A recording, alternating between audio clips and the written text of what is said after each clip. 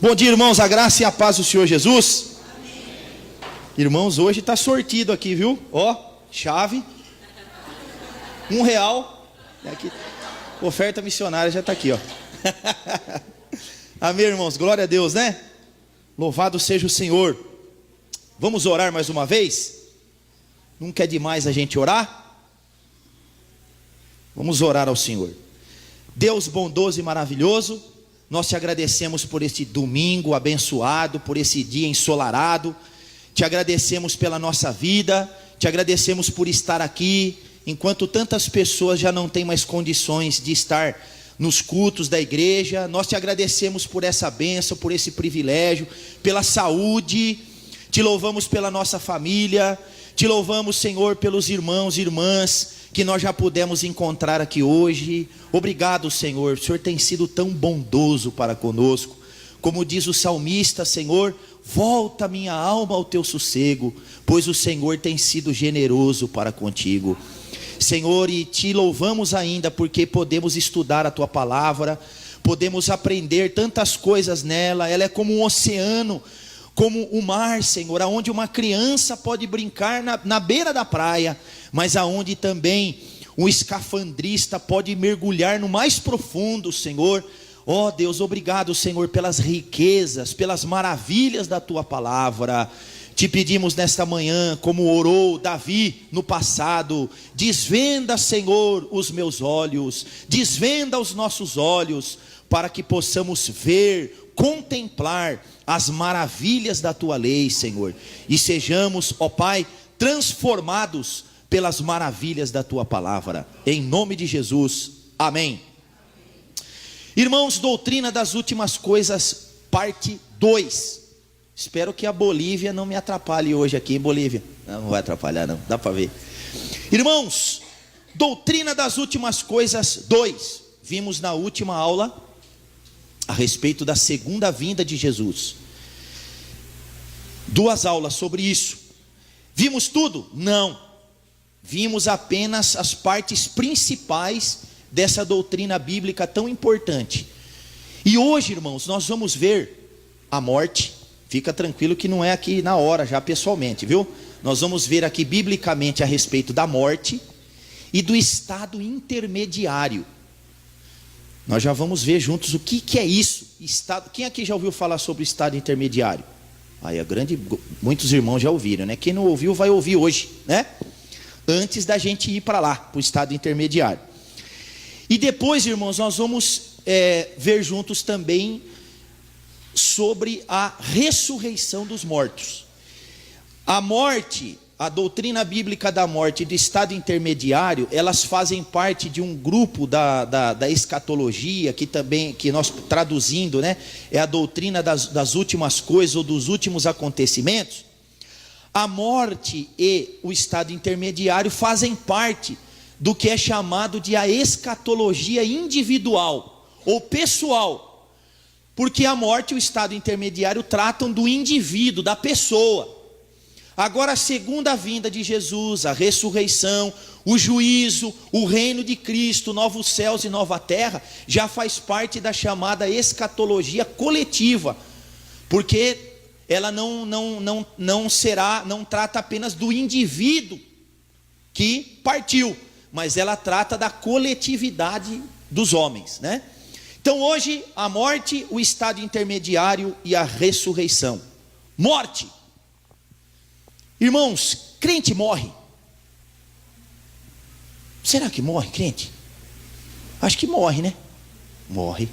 Crente morre. Hoje, irmãos, infelizmente, devido à contaminação da teologia da prosperidade, da teologia da confissão positiva, de ensinos muito difundidos aqui no nosso país, infelizmente muito também entre o meio pentecostal e de modo total entre os neopentecostais. Teologia da prosperidade, teologia da confissão positiva. Irmãos, todos os missionários, conselho de missões deveriam ficar bem preocupados com a teologia da prosperidade. Que crente que quer ficar rico não contribui com missões, não ajuda o ESCA, não, né? O negócio dele é ficar rico. Mas e aí, irmãos, por que eu falei isso aqui a respeito do Conselho de Missões? Porque, irmãos, essas teologias que são estranhas à Bíblia, elas prejudicam, afetam todas as áreas da vida cristã e da igreja. Contribuição, missões, o nosso trabalho como igreja e principalmente a nossa própria visão em relação à morte, às enfermidades. Então, irmãos, eu tenho uma notícia para você nessa manhã: crente morre. Você já viu? Já foi em velório de crente? Eu já fui. Se Jesus não voltar antes, ou vocês vão no meu, ou alguém vai no meu, porque a morte faz parte da nossa vida neste mundo caído. Mas o que será que acontece com a pessoa depois que ela morre? Você já parou para pensar nisso? Isso é um assunto muito importante, não é? Muitas pessoas só pensam na sua qualidade de vida pré-morte, né? Mas e na sua qualidade de vida pós-morte? Por isso que a Bíblia fala que é melhor a gente ir numa casa onde há morte, é melhor você ir num velório do que você ir numa festa. Porque na festa tem uma série de coisas que distraem a gente. Mas diante da morte, nós nos deparamos com a realidade. Irmãos, e nós temos que lidar com essa realidade da morte. A maior parte das pessoas hoje foge dessa realidade. Inclusive esse mês agora de setembro é um mês cuja ênfase no governo e em várias instituições é sobre o suicídio, é morte. E nós temos que lidar com isso. Irmãos, duas coisas que mais cedo ou mais tarde a gente vai ter que lidar na nossa vida. Primeiro é com o pecado, e segundo é a morte, que é o salário do pecado, que é a consequência do pecado original, a morte. Irmãos, você sabia que você ainda vai perder pessoas muito queridas, que você ama muito? Porque faz parte da nossa vida, da vida aqui deste lado. Faz parte, a gente vai perder pessoas queridas. Vamos passar por situações de dor, de sofrimento. Eu queria, irmãos, chegar aqui e poder dizer que ninguém aqui mais vai ficar doente. Eu posso dizer isso, mas depois que Jesus voltar, e ninguém vai ficar doente mais. Mas, irmãos, aqui desse lado, não posso dizer isso. E como nós temos sido instruídos pelo nosso pastor Edson, e como a boa interpretação da palavra de Deus nos orienta, irmãos, como pastores da igreja, a nossa responsabilidade é de preparar os crentes, não só para o melhor, né? Mas para o pior também.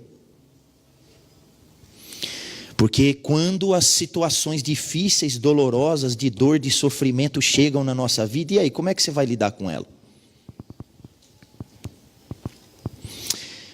E muitas vezes a dor, sofrimento, a perda e a saudade abalam as crenças das pessoas. E nós temos que estar preparados para isso. A morte, irmãos, é uma realidade. Infelizmente, muito triste. Não era para ser assim, mas ela faz parte da nossa realidade. E é isso que nós vamos começar a ver, certo? Aí, irmãos, ainda dentro da introdução, e o que acontece com o crente depois que ele morre? Você sabe? Irmãos, hoje eu tenho percebido que a maior parte dos crentes não sabe responder essa pergunta, e deveriam saber. O que acontece com o crente depois que ele morre? E com a pessoa que não é cristã? O incrédulo. Irmãos, o incrédulo, se ele pelo Espírito Santo de Deus, pela graça de Deus, ele entender de verdade o que o aguarda após a morte, eles todos se arrependeriam e todos se converteriam ao Senhor Jesus Cristo. Porque a Bíblia, ela deixa bem claro para nós o futuro do que crê e do futuro daquele que não crê. Então é isso que nós vamos começar a ver agora. Morte. Irmãos, a morte, ela não fazia parte da nossa condição original. Deus não nos criou para morrer. Gênesis, abra lá sua Bíblia comigo, primeiro livro da Bíblia, Gênesis capítulo 2. Gênesis capítulo 2, verso 17.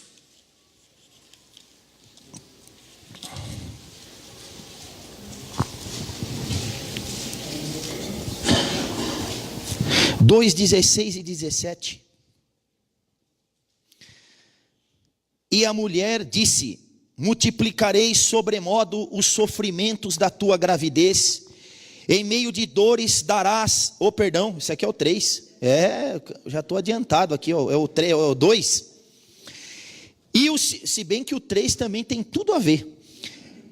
E o Senhor Deus lhe deu esta ordem: de toda a árvore do jardim comerás livremente, mas da árvore do conhecimento do bem e do mal não comerás, porque no dia em que dela comeres, certamente morrerás.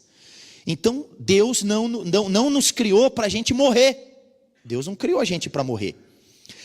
E aqui nós vemos isso: o homem foi criado para viver eternamente, só que essa vida dos nossos primeiros pais, ela estava condicionada a uma obediência perfeita à vontade de Deus. Enquanto eles obedecessem a Deus, eles viveriam. Mas a partir do momento que eles desobedecessem a Deus, a morte entraria na sua vida e no seu mundo. E aí a gente vai para Romanos capítulo 5, verso 12. Abra lá sua Bíblia. Romanos 5, 12 e depois para Romanos capítulo 6. Romanos 5, 12, esses dois eu já decorei por causa do nosso discipulado. Romanos 5. Portanto, assim como por um só homem entrou o pecado no mundo e pelo pecado a morte, assim também a morte passou a todos os homens, porque todos pecaram. Quando Adão pecou, ele sendo o representante da raça humana, com quem Deus havia feito o pacto, chamado pacto das obras. Quando Adão quebrou esse pacto, ele e toda a sua descendência se tornaram também passíveis das consequências da desobediência de Adão. E essa desobediência teve como resultado a morte. Por isso, irmãos, assim como por um só homem o pecado entrou no mundo, e com o pecado também entrou a morte, então todos os homens, todos pecaram e todos nós somos passíveis de morrer. Já estamos mortos, né? Que coisa interessante. A Bíblia mostra para nós que você já nasce morto. E não é nasce morto, né? Você nasce morto. Porque todo mundo, a partir do pecado de Adão, a gente vai ver aqui que a morte, nós podemos falar da morte em 3 aspectos. No primeiro aspecto, todo mundo já nasce morto. No segundo aspecto, só para criar curiosidade, todo mundo já está usufruindo desse segundo aspecto da morte. Agora o terceiro, ainda dá tempo de fugir. Do terceiro aspecto da morte, que nós vamos ver. E aí, irmãos, Romanos capítulo 6, 23, texto tão conhecido, que você não precisava nem abrir a Bíblia para você ler.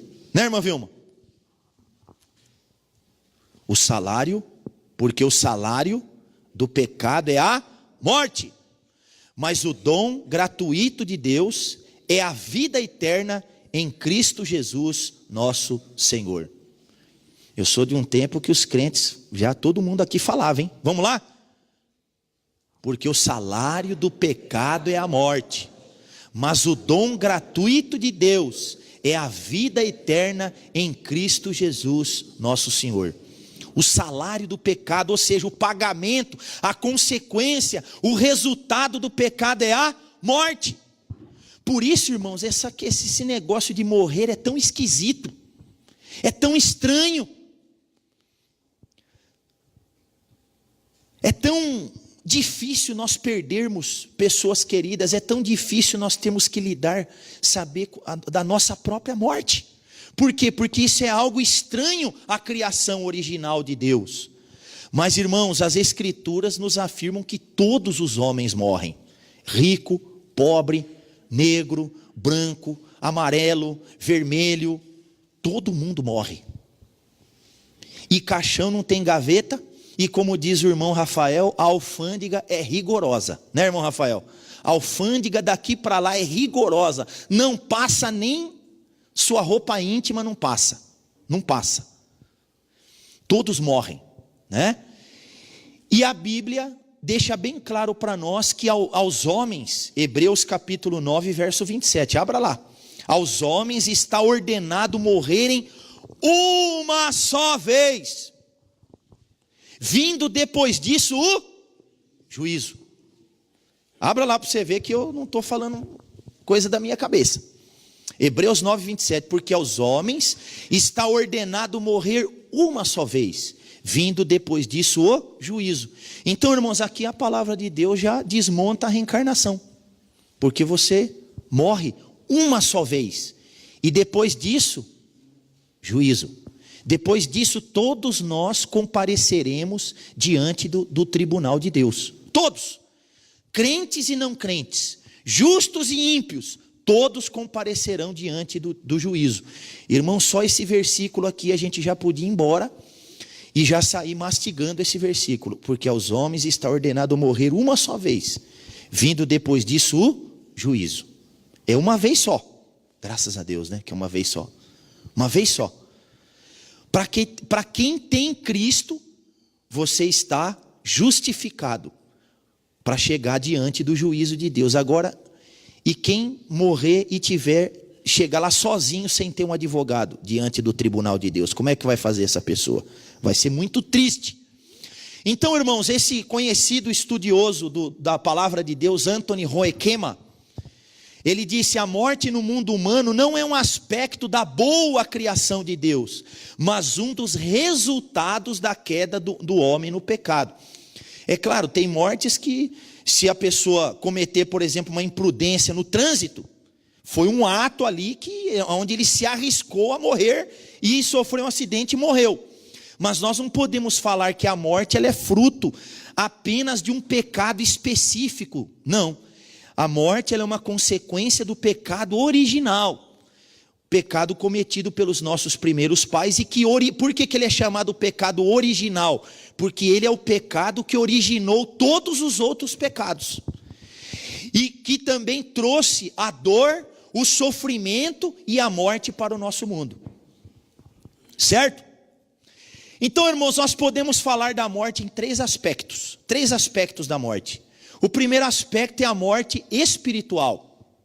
A morte espiritual. Aqui, Gênesis, o texto que lemos, capítulo 2, verso 17, quando Deus disse: certamente morrerás, estava englobando principalmente a morte espiritual, que é a pior de todas as mortes, vamos dizer assim. É aqui que começou a morte na vida do ser humano. Você se lembra que o ser humano, ele é constituído, aí tem uma briga, né? Tem uns que são tricotomistas e os dicotomistas. Tem uns que falam que o homem é constituído só de corpo e alma. E nós, por exemplo, nós cremos, isso tem embasamento bíblico, nós cremos que o homem é formado de corpo, alma e espírito. Quando o homem pecou, o pecado, a morte, como consequência do pecado, ela afetou todas as partes do nosso ser, espiritual, física e vamos dizer, e também de alma. A alma também. Mas a primeira morte foi espiritual. A morte espiritual foi a primeira a acontecer na história bíblica e na história também de cada indivíduo. Tanto é que a Bíblia nos ensina que todo ser humano já nasce morto. Ele nasce, ele cresce, mama, vai para a escola, cresce, vira jovem, vira adolescente, quer um tablet e etc. Depois cresce, trabalha, constitui família, tal, mas espiritualmente está morto. A pessoa vive, ou melhor dizendo, existe, né? Existe, mas não há um relacionamento com Deus por parte dessa pessoa, porque espiritualmente ela está morta. Adão se tornou mortal quando comeu e morreu espiritualmente naquele mesmo dia. Então, quando Adão comeu do fruto que Deus proibiu, desobedeceu a Deus, a partir daquele momento o homem começou a morrer. E a primeira morte foi a morte espiritual, que é a separação entre o homem e Deus. Deus que é vida, Ele é a própria fonte da vida. O segundo aspecto, a morte física. E é importante você ler esse texto aqui. Gênesis 5:5.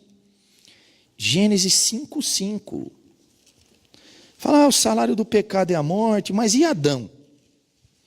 Adão morreu? Bom, você já tem o capítulo 4 que nos fala que Caim matou Abel, né? Mas olha aqui, Gênesis 5:5. Os dias todos da vida de Adão foram 930 anos. E morreu. Morreu, né? Adão morreu. Você vê, a gente... É porque nós estamos falando da morte de Adão, né? Se fosse a nossa, a gente não dava risada, né? Adão morreu. Esse aqui aqui já saiu na coluna de obituário da Bíblia, já saiu, Adão morreu dia tal, né? Adão morreu. É a morte física, que é a separação entre o corpo e a alma, ou o corpo e o espírito, ou a separação entre a parte material do nosso ser e a parte imaterial, ou espiritual do nosso ser. Que coisa tremenda, né?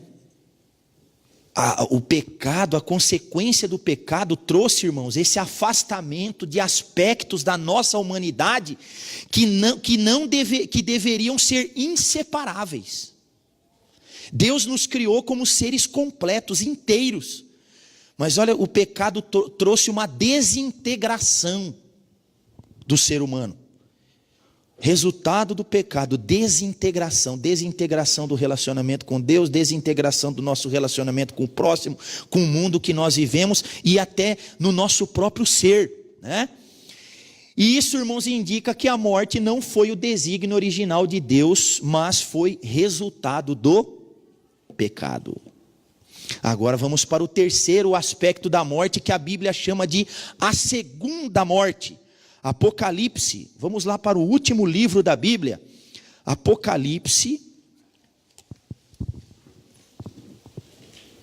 2:11. Apocalipse 2:11. Quem tem ouvidos, ouça o que o Espírito diz às igrejas.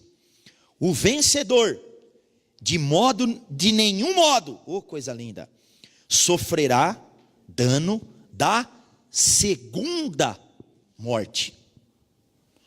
Aqui a Bíblia está falando de uma segunda morte. Agora, para a gente entender melhor isso, vamos para o capítulo 20 de Apocalipse, verso 14.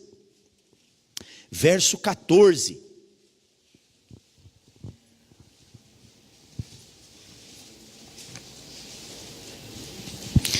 A gente já fica assombrado de pensar no inferno, né, irmãos? Você vê que o inferno vai ser pouco ainda, porque depois a morte e o inferno vão ser lançados dentro do lago que arde com fogo e enxofre. Olha lá, 14. Então a morte e o inferno foram lançados para dentro do lago de fogo. Esta é a segunda morte, o lago de fogo. E alguém não foi achado inscrito no livro da vida, esse foi lançado para dentro do lago de fogo. Segunda morte. Irmãos, como é que você pode saber que o seu nome está escrito no livro da vida? Se você já se converteu a Cristo Jesus, não é uma religião, a uma igreja, não, é a Jesus Cristo. Se você já se arrependeu do seu pecado e colocou a sua confiança nele como seu Deus, seu Senhor, seu Salvador, e passou a segui-lo. Esses são os que têm os seus nomes escritos no livro da vida. Irmãos, então você vê o que é a segunda morte? É o lago de fogo. Pensa nisso. Essa morte olha, o que é esse lago de fogo? É a eterna separação da presença consoladora de Deus no inferno. O que é o céu? O céu é onde nós vamos experimentar a eterna presença consoladora de Deus. Agora, o que é o inferno, irmãos? O inferno é o lugar aonde os ímpios vão experimentar não a eterna consolação, mas a ira de Deus eternamente. E lá não está a presença consoladora de Deus, como está no céu. Então, tem gente que até estranha isso, mas você sabia que até no inferno Deus está presente? Sabia disso? Deus não é onipresente, Ele está presente em todo lugar como Deus. Só que lá no inferno Deus está presente com toda a sua ira. E é isso que os ímpios vão experimentar, sofrer eternamente. Mas no céu é onde nós experimentaremos a presença consoladora de Deus para sempre. Irmãos, pensa nisso. O novo nascimento, ou a regeneração, é a cura para a morte espiritual. Primeiro aspecto da morte. Nasceu de novo? Então você já não é mais morto espiritualmente. Como é que a gente nasce de novo? Pela fé em Cristo. A ressurreição física vai ser a cura para a morte física. Hoje a gente morre, fica doente, tem o processo de envelhecimento, todos nós. Mas há uma cura para isso. Quando vai ser? Na ressurreição do último dia. Agora, irmãos, para a morte eterna, a segunda morte, quem cair nessa morte, quem já estiver nessa condição, não terá mais cura. Não vai poder mais ser revertido isso. Depois que nós partirmos desse mundo, se nós não nos reconciliarmos com Deus em vida, depois que nós sofrermos a morte física, aí vem a condenação eterna ou a morte eterna, e para ela não há mais remédio. Não há remédio depois da morte, mas antes da morte há. Que é em Cristo Jesus. Irmãos, e você pode ver que hoje até em muitas igrejas já não se fala mais isso. Porque a coisa que o diabo mais quer esconder das pessoas é essa verdade, essa realidade que todos nós temos que nos deparar. Mas, irmãos, graças a Deus, que nós podemos agora em Cristo ver a morte por um aspecto diferente agora. Porque agora em Cristo, como crentes em Cristo, o Senhor Jesus, Ele já tirou o ferrão da morte. Ele já tirou o aguilhão da morte. Nós vamos passar pela experiência da morte, sim. Mas o crente, ele passa pela morte diferente do não crente. Olha só Hebreus capítulo 2. Abra lá comigo, Hebreus capítulo 2. Irmãos, eu poderia ir passando por todos esses textos assim, sem nós abrirmos, sem ler, mas é muito importante nós irmos com tempo, dar tempo para os irmãos abrirem as suas Bíblias. Hebreus 12, 14, capítulo 2, versos 14 e 15. Olha só, que coisa linda que Jesus fez. Visto, pois, que os filhos, aqui são os crentes em Cristo, têm participação comum de carne e sangue, destes também ele, Jesus, igualmente participou, para que por sua morte destruísse aquele que tem o poder da morte, a saber, o diabo, e livrasse todos que pelo pavor da morte estavam sujeitos à escravidão por toda a vida. Olha que coisa linda que Jesus fez. O Senhor Jesus, Ele sendo Deus, Ele se fez carne e sangue como nós, para que através da morte dele como carne e sangue, ele então destruísse. E é isso que ele fez na cruz. Ele destruiu aquele que tem o poder da morte, a saber, o diabo. E ao fazer isso, ele livrou todos aqueles que pelo pavor da morte estavam sujeitos à escravidão para toda a vida. Por isso, irmãos, que agora para o crente, para aquele que entendeu o Evangelho, para aquele que entendeu o que Cristo fez por nós, nós já não precisamos encarar a morte com terror, com pavor. Pelo contrário, irmãos, a morte é o nosso último degrau para a glória. A morte, irmãos, ela é aquele momento em que depois que nós passarmos por ela, aí já não tem mais volta nesse caminho. nós então estaremos para sempre com o Senhor e vamos desfrutar das bênçãos gloriosas, futuras, que Cristo promete para nós, e que parte delas nós já desfrutamos hoje na nossa vida, parte delas. Olha o que Cristo fez. Cristo assumiu a natureza humana e morreu por nós, a fim de que por seu sacrifício, destruir o poder da morte. A morte já não tem mais poder sobre nós. É muito interessante quando você lê relatos históricos da morte de crentes, né? John Wesley, que foi um pregador do evangelho no século 17, e ele juntamente com George Whitefield, Jonathan Edwards, eles foram usados por Deus no grande despertamento que aconteceu na Inglaterra, Escócia, Irlanda e na América do Norte. Irmãos, e certa vez John Wesley fez uma descrição a respeito dos crentes da sua igreja, ou como eles chamavam, dos crentes da sua paróquia, né? Ele dizia: os nossos crentes morrem bem, eles morrem seguros, passam pelas agonias, pelos sofrimentos físicos, passam, mas eles morrem bem, porque eles já não estão mais sob o pavor da morte, sob o medo da morte. Irmãos, eu não vou perguntar aqui quem tem medo de morrer, tá? Fica tranquilo, pode ser que você tenha. Não vou dizer que na sua vida você nunca vai ter medo de morrer, mas quanto mais você conhecer Jesus, quanto mais você conhecer a obra que Ele realizou na cruz do Calvário por nós, vivendo, morrendo e ressuscitando, quanto mais você conhecer a palavra de Deus, menos medo da morte você vai ter, e você vai ter mais facilidade para lidar com a perda de pessoas queridas na sua vida. Então, irmãos, é muito importante nós entendermos isso, né? Que Jesus, Ele destruiu o poder da morte.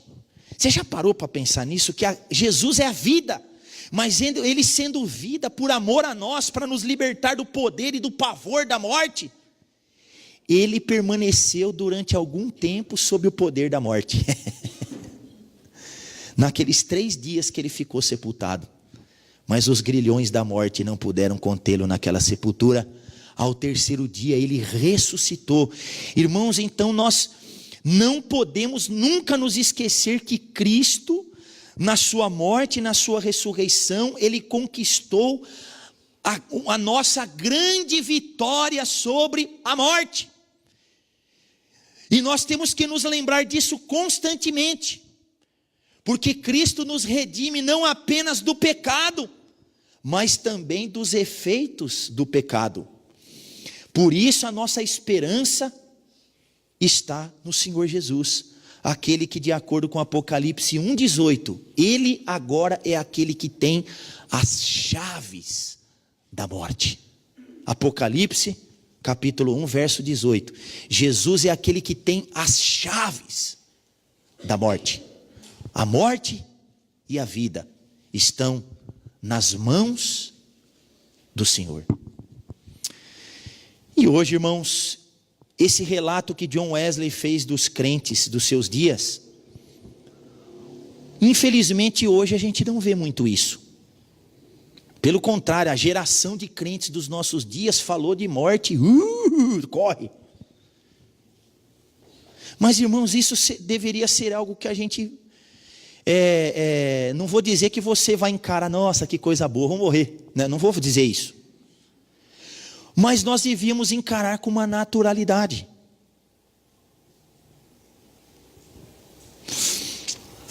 Nós vamos chegar aqui agora. Hoje, irmãos, eu achei que a gente ia conseguir chegar na ressurreição, mas nós vamos chegar aqui até o estado intermediário. A ressurreição vai ficar um gostinho para a próxima aula.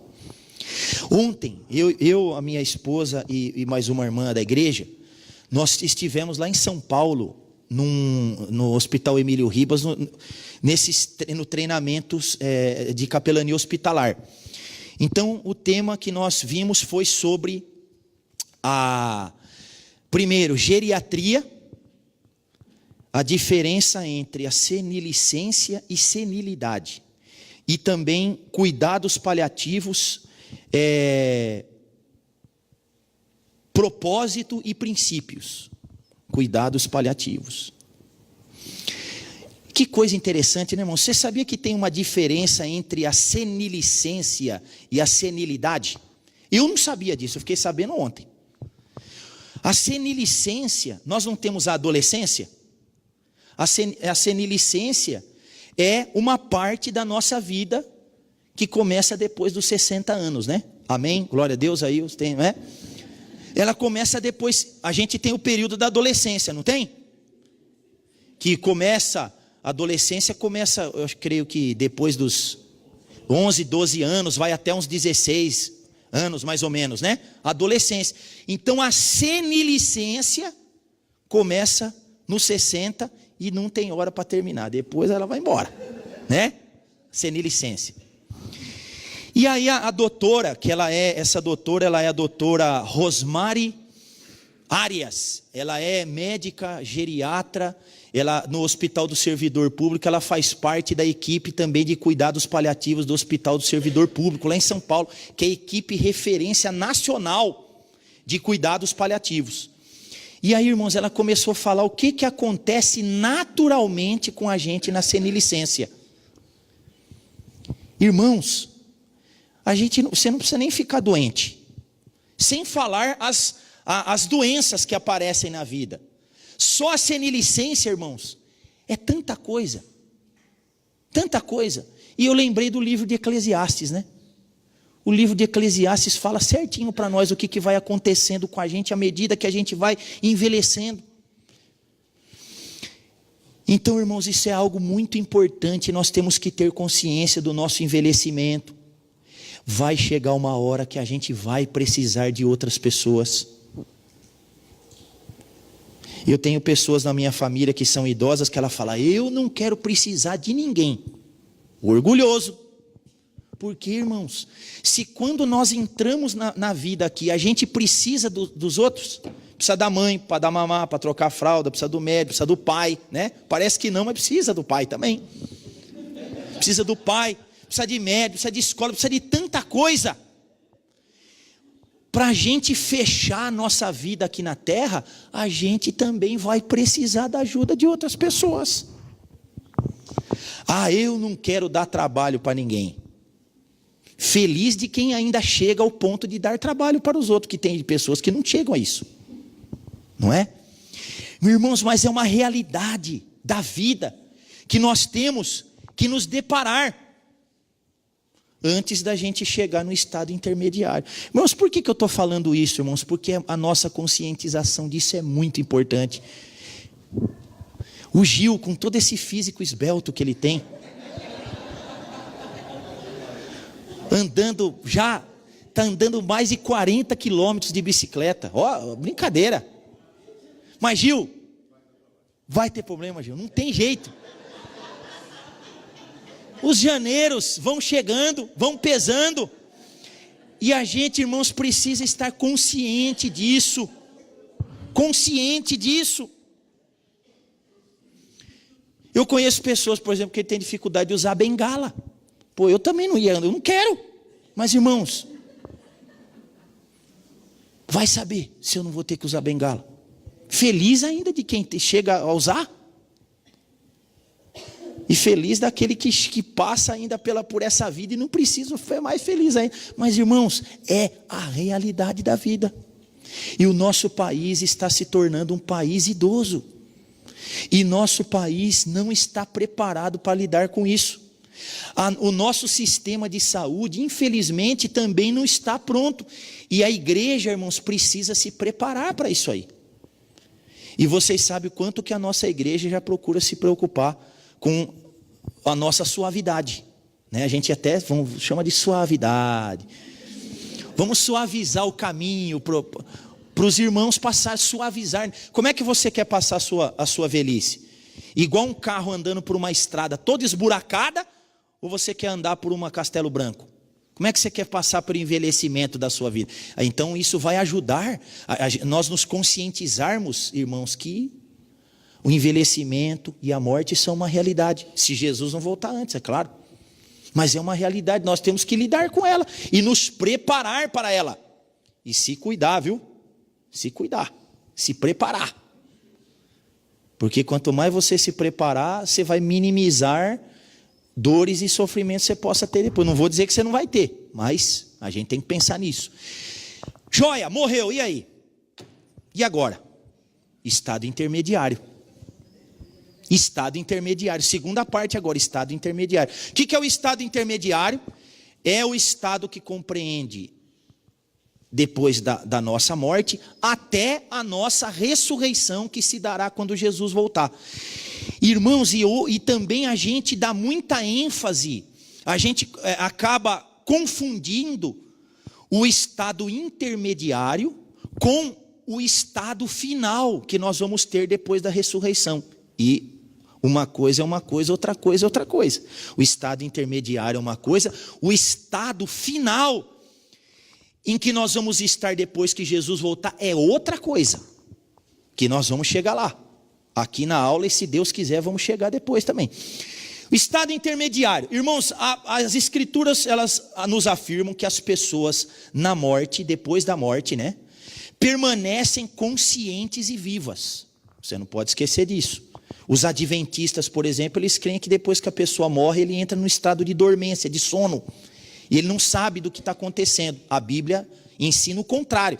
Permanecemos conscientes e vivos, aguardando, no caso do cristão, a ressurreição final, num estado consciente na presença do Senhor. E temos vários textos bíblicos que mostram isso para nós. O principal, 1 Tessalonicenses 4, você já deve se lembrar dele. Estivemos aqui falando sobre esse texto. 1 Tessalonicenses 4, 14.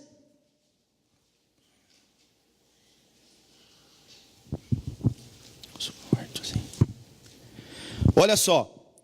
Porquanto o Senhor mesmo, dada a sua palavra de ordem, ouvida a voz do arcanjo e ressoada a trombeta de Deus, descerá dos céus, e os mortos em Cristo ressuscitarão primeiro. Então o texto bíblico está nos falando que quando Jesus voltar, aqueles que morreram em Cristo antes de Jesus voltar, essas pessoas vão ressuscitar primeiro.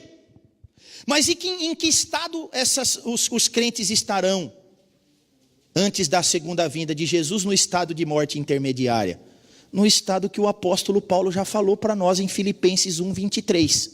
Veja aqui, um pouquinho antes, Filipenses, capítulo 1, verso 23. Esse aqui é um dos textos meus preferidos para falar em velórios, culto fúnebre, né? Mas por que só em culto fúnebre? Tem que lembrar sempre. Filipenses 1, 23. E esse negócio de culto fúnebre também é o nominho, né? Esquisito, né? Eu achei melhor uma sugestão que um pastor deu, chama culto memorial. Pronto, não é? É um culto a Deus em memória da... Mais bonito, não é? Culto fúnebre. Bom, vamos lá, 1, 23. Ora, de um e de outro lado estou constrangido, tendo desejo de partir e estar com Cristo, o que é incomparavelmente melhor. Paulo está falando aqui dessa tensão que ele vivia na sua vida. Por um lado ele queria continuar aqui para poder servir as igrejas, mas por outro ele estava doidinho para ele partir dessa vida e estar com Cristo, o que é, olha o que ele fala, incomparavelmente melhor. Por isso, irmãos, os nossos irmãos em Cristo que já morreram, se lhes fosse dada a oportunidade de voltar, eles não iam querer voltar não, porque lá na presença imediata de Jesus é incomparavelmente melhor. Ora, já pensou você chegar numa condição depois da morte incomparavelmente melhor dormindo? Não seria uma crueldade, não é? Você está lá na presença de Jesus dormindo, você nem sabe o que está acontecendo. Não, é consciente. Paulo sabia disso. E nós temos outros textos, Apocalipse, capítulo 6, vamos abrir lá, Apocalipse 6, 9 e depois o 20, verso 20, capítulo 20, verso 4. Mostrando para nós Por exemplo, aqui em Apocalipse, falando dos mártires que foram assassinados, que já estão diante de Deus de maneira consciente. Olha lá, Apocalipse 6, 9. Quando ele abriu o quinto selo, vi debaixo do altar as almas que tinham sido mortos por causa da palavra de Deus e por causa do testemunho que sustentavam, e eles não estavam dormindo não. Olha o verso 10. Clamaram em grande voz: até quando, ó soberano Senhor, santo e verdadeiro, não julgas nem vingas o sangue dos que habitam sobre a terra? Eles não estão dormindo. Aqui na passagem eles estão clamando ao Senhor. E clamando, irmãos, por justiça, para que Deus vingue o sangue deles. Outro texto, capítulo 20, verso 4. Apocalipse 20, versículo 4.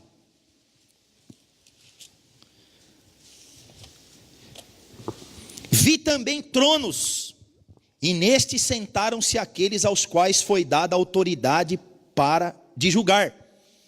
Vi ainda as almas dos decapitados por causa do testemunho de Jesus, bem como por causa da palavra de Deus. Que interessante, né? O texto fala: vi as almas. Vi as almas dos decapitados por causa do testemunho de Jesus, bem como por causa da palavra de Deus, tantos quantos não adoraram a besta, nem tampouco a sua imagem, e não receberam a marca da fronte e na mão, e viveram e reinaram com Cristo durante 1000 anos.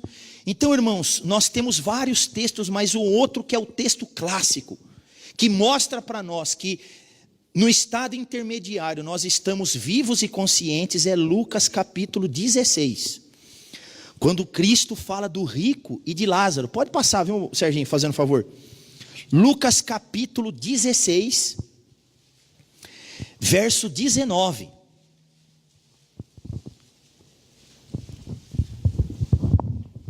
Lucas 16, 19. Palavras de Jesus. Ora, havia certo homem rico que se vestia de púrpura e de linho finíssimo, que todos os dias se regalava esplendidamente.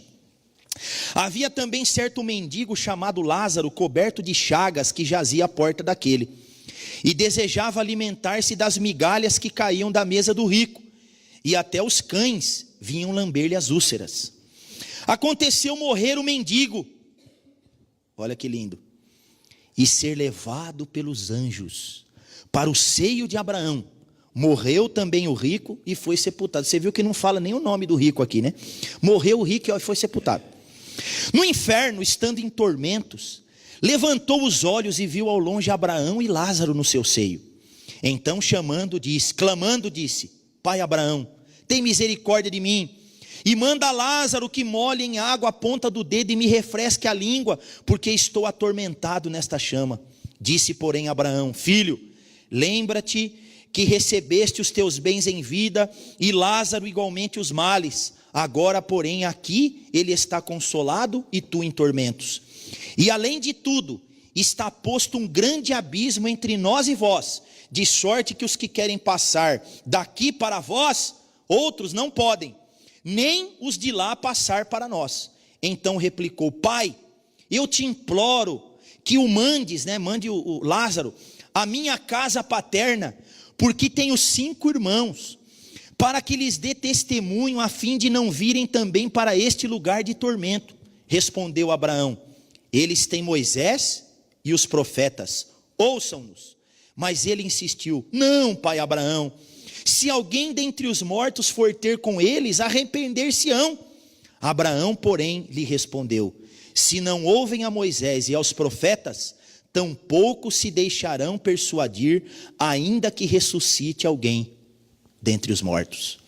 Irmãos, nós não podemos pegar todos os detalhes aqui destas palavras de Jesus, porque você não vai encontrar explicação para tudo, porque a Bíblia não está preocupada em explicar tudo, ela explica o que a gente precisa saber.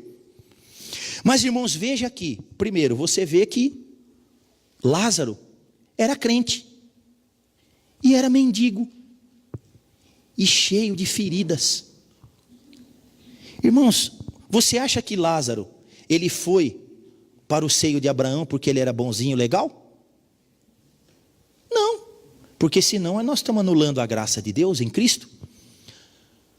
Lázaro, será que ele foi para lá? Nossa, ele sofreu tanto aqui que Deus falou, não, vou levar ele para o seio de Abraão para compensar. Não, Lázaro era crente. Irmãos, e aqui mostra para nós o que um crente pode ter que enfrentar na vida dele. Da onde que vem essa expressão que a gente usa hoje, lazarento, né? É daqui do Lázaro. E do cachorro que vinha lamber as feridas dele, e ele era crente. E ele mendigando na porta da casa do rico, e o rico lá só comendo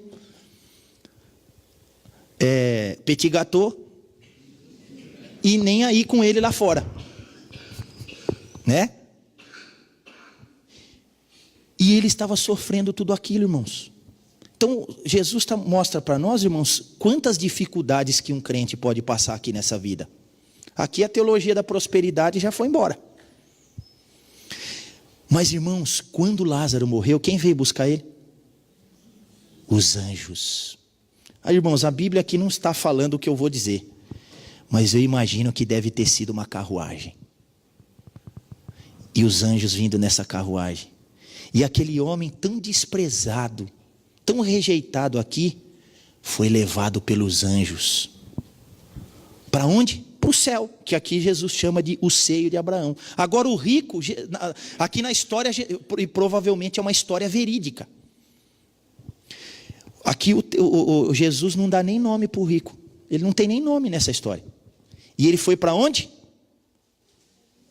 Para o inferno. Irmãos, e o rico estava dormindo no inferno? Inconsciente, estava anestesiado e não vendo nada? Ele estava atormentado naquelas chamas. E tanto é que ele pediu para Abraão, Abraão, fala para o Lázaro lá molhar, pelo menos a ponta do dedo e vir aqui molhar, passar. Já viu quando a pessoa não está restrição hídrica, tem que passar a água assim na boca? Ele estava lá ardendo naquela chama.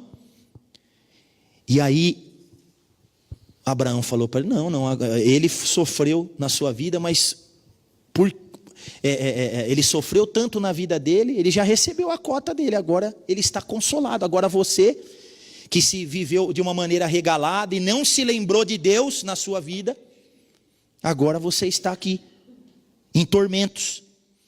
E você vê que Abraão disse para ele, aqui não tem jeito de você ir para o seio de Abraão, e nem do Lázaro vir aqui para o inferno, não tem jeito, há um abismo. Ou seja, depois da morte, já no estado intermediário, não tem jeito de mudar a situação. Depois da morte, a nossa condição ali, nesse estado intermediário, ela já é definitiva. Ela já é definitiva. E você viu, irmãos, o que Abraão disse? O que o rico disse? Olha, Senhor, pelo menos Abraão, deixa o Lázaro ressuscitar, voltar para ir pregar, falar para os meus parentes aonde que eu vim parar, para eles não virem também aqui. E o que foi que Abraão disse para ele? Ele já tem a Bíblia, ele já tem as escrituras, que era Moisés e os profetas, ainda não tinha o Novo Testamento, né? Dos apóstolos. Eles já têm a Bíblia, que eles ouçam a palavra de Deus. E aí, irmãos, a gente vê aqui também a suficiência da palavra de Deus para nós hoje. Hoje tem alguns autores aí, outro dia eu fui visitar uma pessoa, aí eu vi na cabeceira da cama dela, estava um livro assim, A Divina Revelação do Inferno. Aí a pessoa falou assim, pastor, o senhor tem que ler esse livro para o senhor saber como é que é o inferno, olha, ninguém vai querer ir para lá. Não, mas eu já tenho a Bíblia. A Bíblia já fala para mim. A Bíblia já esclarece. Irmãos, a palavra de Deus é suficiente. Se nós dermos ouvidos à palavra de Deus, nós vamos ser livres de tudo o que aconteceu com o rico. E vamos desfrutar das bênçãos que Lázaro desfrutou. Lázaro, mesmo naquela situação que ele estava, ele ouviu Moisés e os profetas. Ou seja, ele ouviu a palavra de Deus, né? Então, irmãos, aqui, veja como que Jesus deixou claro que após a morte, o Novo Testamento, os apóstolos vão falar daqueles que dormem no Senhor, mas esse dormir eles falam de uma maneira figurada, não é literal, Porque depois da morte, tanto quem está no céu com Cristo como quem está no inferno estão vivos e conscientes. É claro que o corpo não está lá, está a alma. O corpo não está, porque o corpo vai se unir à alma no dia da ressurreição. Cenas do próximo capítulo, né? Então, irmãos, para a gente ir concluindo essa parte aqui, ó. Não temos na Escritura uma descrição completa dessa comunhão com Cristo após a morte. Mas uma vez que não estaremos mais no corpo, devemos ser libertos dos sofrimentos, imperfeições e pecados que afligem a nossa vida presente. Então a gente já não vai ter mais dor, não vai ter mais sofrimento, não vai ter câncer, não vai ter envelhecimento, não vai ter mais nada disso. Porque nós vamos estar, vamos dizer assim, sem corpos. Não seremos glorificados sem antes sermos ressuscitados fisicamente. Por isso a condição dos crentes no estado intermediário é uma condição de ser incompleto, de antecipação e de felicidade provisória. Já vai ser bom demais. Partir daqui para já estar com Cristo já é incomparavelmente melhor, mas depois que Jesus voltar e nós ressuscitarmos e formos glorificados, aí é que vai ficar bom, demais. O estado intermediário é felicidade provisória. Esse ensino está ligado com a ressurreição do corpo e a renovação da criação, porque quando Jesus voltar vai haver a renovação, a restauração de todas as coisas. Aguardamos uma existência eterna e gloriosa com Cristo após a morte, uma existência que culminará na ressurreição. Nossa vida atual é uma espécie de peregrinação, um estar ausente do Senhor. Entretanto, para o cristão, a morte é o chegar em casa, é o voltar para o lar. É o fim de sua peregrinação, o retorno para a sua verdadeira casa. Nós vamos concluir, irmãos, lendo este texto, 2 aos Coríntios 5, 6 a 8. O que vem depois aí, Serginho? Então não vamos esse aí. Vai na aplicação final para mim, fazendo um favor. 2 aos Coríntios 5, 6 a 8. 2 aos Coríntios 5, 6 a 8. Por isso, irmãos, que nós cantamos, sou forasteiro aqui, em terra estranha estou, do reino lá do céu, embaixador eu sou. Sabemos, segundo aos Coríntios 5:1, que se a nossa casa terrestre, deste tabernáculo, casa não feita por homens, eterna nos céus. Sabemos que, se a nossa casa terrestre, deste tabernáculo, se desfizer, temos da parte de Deus um edifício, casa não feita por mãos, eterna nos céus. E por isso, neste tabernáculo, gememos, aspirando por sermos revestidos da nossa habitação celestial. Se todavia formos encontrados vestidos e não nus, pois na verdade, os que estamos neste tabernáculo, gememos angustiados, não por querermos ser despidos, mas revestidos, para que o mortal seja absorvido pela vida. Ora, foi o próprio Deus quem nos preparou para isto, outorgando-nos o penhor do Espírito. Temos, portanto, sempre bom ânimo, sabendo que enquanto no corpo estamos ausentes do Senhor, visto que andamos por fé e não pelo que vemos. Entretanto, estamos em plena confiança, preferindo deixar o corpo e habitar com o Senhor. É por isso que também nos esforçamos, quer presentes, quer ausentes, para lhe sermos agradáveis, porque importa que todos nós compareçamos perante o tribunal de Cristo, para que cada um receba segundo o bem ou o mal que tiver feito por meio do corpo. Resumindo, irmãos, Gil, esse corpinho maravilhoso que você tem, é só uma barraca, é só uma barraquinha, é só uma tenda. O que é um tabernáculo? É uma tenda. é só uma barraquinha de camping, é o nosso corpo aqui. Então vai chegar uma hora que essa barraca aqui, tchau. E aí então o Senhor vai nos dar uma casa eterna, permanente, um corpo glorioso, eterno e permanente. Então, irmãos, enquanto nós estamos aqui, Paulo usa essa expressão, nós estamos ausentes do Senhor. Não que o Senhor não esteja conosco, mas estamos ausentes fisicamente do Senhor. Por isso, meu amado, ao invés da gente ter medo da morte, a gente deveria falar: vem em mim, não vejo o dia, não vejo a hora de deixar de estar ausente do Senhor, para eu estar presente com o Senhor. E todas as pessoas que têm essa esperança, de acordo com Paulo, devem viver a sua vida aqui buscando agradar o Senhor. O que o pastor Edson acabou de falar aqui? Quer comais, quer bebais, então vamos agradar, vamos servir ao Senhor, agradar o Senhor através deste corpo. Porque quando essa barraquinha aqui for embora, nós vamos ter que comparecer diante do tribunal de Cristo, e cada um dará contas de si, diante de Deus. Portanto, irmãos, não vou terminar com essa daqui. Isso, aí. Quero concluir com a pergunta 58 do Catecismo de Heidelberg. Veja o que ele diz: meu consolo é que, como já percebo no meu coração o início da alegria eterna, depois desta vida tereis salvação perfeita. Essa salvação nenhum olho jamais viu, nenhum ouvido ouviu, e jamais surgiu no coração de alguém. Então louvarei a Deus eternamente. Você já tem essa alegria eterna no seu coração? Irmãos, o Senhor já nos garantiu isso, nos concedendo o seu Santo Espírito. O Espírito Santo de Deus hoje no coração do crente já é a garantia, já é a entrada nossa, que o Senhor já pagou a nossa entrada, para a gente poder desfrutar dessa bênção gloriosa, já depois da morte, no estado intermediário, e depois experimentarmos os novos céus e nova terra depois da nossa ressurreição.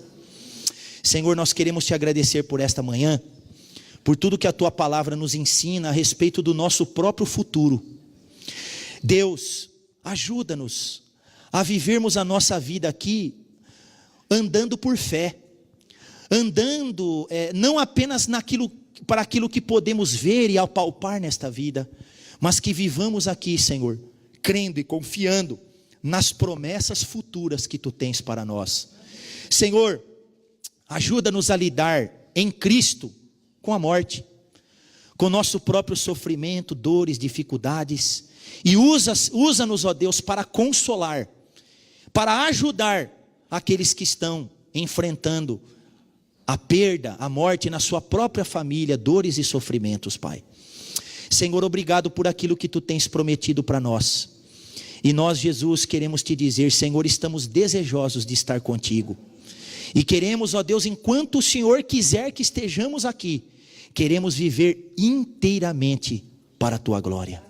Senhor, continua falando aos nossos corações. Se alguém aqui ainda nesta manhã, ó Pai, que ainda não confessou a Cristo, ao Senhor, como seu Senhor, seu Deus e seu Salvador, Senhor, que esta seja a manhã, que esta pessoa agora, onde ela estiver, ele entregue sua vida para ti, e passe a confiar no teu evangelho, na tua palavra. Em nome de Jesus, amém. Deus abençoe, irmãos, até a noite. Espero ver todos vocês.